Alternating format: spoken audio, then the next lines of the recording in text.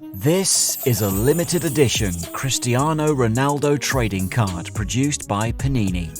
If you haven't heard of the Panini Group yet, it is huge, really huge. The operation has grown from being a couple of brothers selling sports cards in 1960 to a vast, multinational conglomerate 60 years later. They have gone from selling cards purely of Italian footballers to dealing in every type of trading card imaginable, from the NBA to the Avengers. Nor have they just stopped at cards, with a whole host of collectibles and supporting media now under their jurisdiction. They are one of those companies for which the law of gravity does not seem to apply, with an annual revenue of over $1 billion. In this video, we're going to look at the journey that brought them here.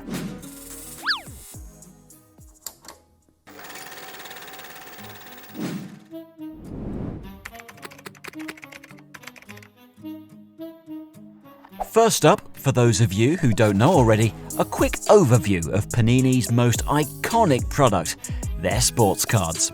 More specifically, their football stickers. These football stickers are bought in packs by collectors and stuck into their collector's book in their assigned sport.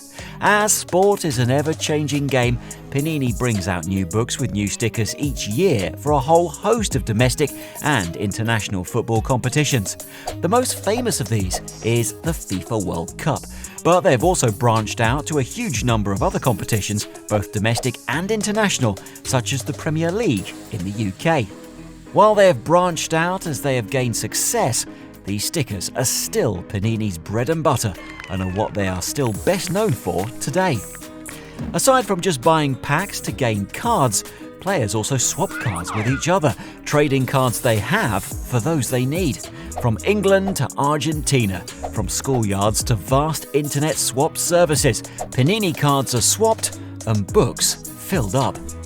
For a lot of collectors, this is big business, with the most expensive album to date being a copy of the 1970 Mexican FIFA World Cup, signed by Brazilian legend Pelé. It was sold in 2017 for a whopping £10,450, demonstrating just how important Panini sports cards are for many people. Producing around 1 billion cards a year over the past couple of years, this shows no sign of slowing down either. Panini looks set to dominate the football trading card game for decades to come. Like anything though, Panini did not start out as a billion-dollar company. In fact, they started almost by accident. The two brothers, Benito and Giuseppe Panini, were operating a newspaper distribution service in Modena in northern Italy in 1960, when, quite by chance, they came across a Milanese company looking to get rid of a bunch of thick card images of Italian football players called figurines. These figurines were a precursor to modern-day stickers that collectors were meant to glue to their collections themselves. Seeing an opportunity, the Panini brothers took them off the grateful company's hands and packaged them in pairs. Sold them on for 10 lira a pair, around a dime in today's money. They sold 3 million packets. This was wildly more successful than they had dared to dream. And the next year, in 1961, they made their own, selling 15 million packets. Panini was born.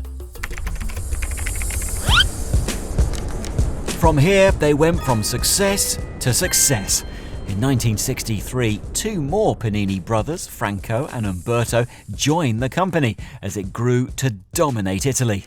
Everyone knew of the Panini figurines and everyone wanted to get in on the action. Not only were children and people of all ages across the country collecting the cards Panini were producing, but they were also inventing games to play with them as well. To say Panini had captured young Italians' imaginations is an understatement. As they grew, Panini also began to branch out away from just football cards, sponsoring Modena Valley in the 1968 and 1969 season, for example.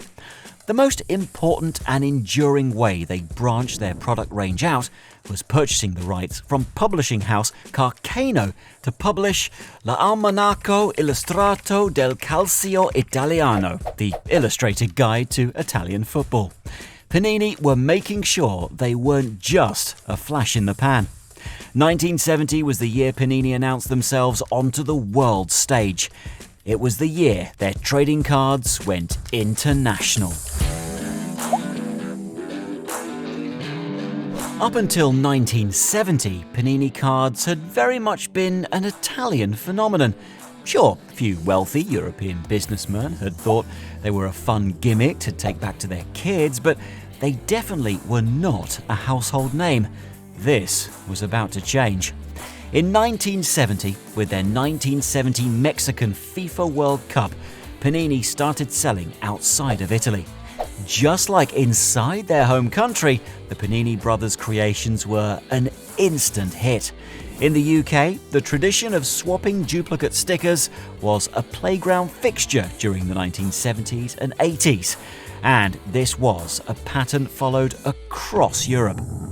Panini have never been ones to rest on their laurels though, and they have worked tirelessly to stay ahead in an ever-changing world. This can be seen everywhere, from their early adoption of self-adhesive trading cards in the 1970s to make the stickers we know today, to riding the first digital wave in 2006 with their first virtual sticker album for the '06 Germany FIFA World Cup. They did this in partnership with the Coca-Cola Company and Token Zone to provide a truly global service in 10 different languages. Digital card trading was revolutionary and demonstrated again that Panini are determined to keep going and keep growing. And grow they have. During the 2018 FIFA World Cup in Russia, the most recent iteration of Panini's virtual trading cards game had an absolutely mind-boggling 1.5 million users. There can be absolutely zero doubt that what started out as a lucky break selling cardboard figurines has gone global and is here to stay.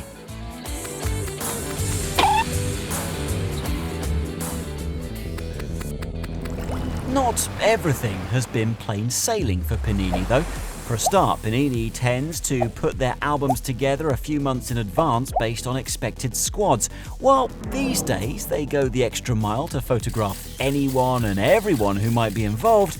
In the past, this has led to some embarrassing results.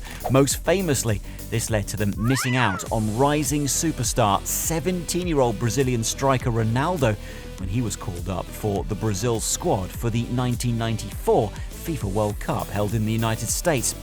Given Ronaldo's now legendary status, this was an embarrassing slip-up by Panini, made even worse by the fact that Brazil went on to win the World Cup.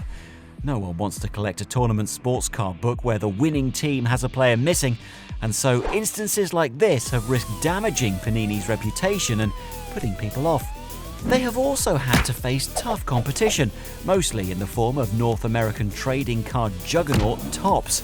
Topps made the jump across the Atlantic to the UK in 1974 and began to establish themselves as alternatives to Panini cards, gaining ascendancy in the 1990s and producing Premier League cards until 2019. Panini has not taken it lying down though, and has secured exclusive Premier League official sticker and trading card rights since 2019. In fact, in recent years, Panini have not just parried this attack by Topps on their market share, they have started to go on the offensive. They have hit back across the Atlantic. It is certainly safe to say that Panini aren't content with dominating the world of football trading cards. They want bigger. And as there is nowhere bigger than the US markets, that is where they have gone. Panini America started making moves in 2009, signing not only an official sports card license with the National Basketball Association, the NBA, but also a partnership with their former talisman, the late Kobe Bryant. This was a huge move and statement of intent, but it was only the beginning The next year, in March 2010, Panini built on this foothold in the American market when they announced multi-year trading card licenses from both the National Hockey League Players Association, NHLPA, and National Hockey League, NHL. Panini had now secured themselves as players on this stage, and ones with no intentions of losing. In 2020, Panini widened their grip to include not only the National Football League, the NFL, and FIFA in the US, but have branched out yet further into Hollywood. With trading card licenses from Disney, DreamWorks, and Warner Brothers, entertainment is yet another industry Panini is clearly determined to dominate. As you would expect, they are not wasting any time with their new license rights, having already made Avengers Endgame and Toy Story 4 stickers in 2019. At this point, all we have left to wonder is when Panini will start to slow down their constant expansion, or if they ever will.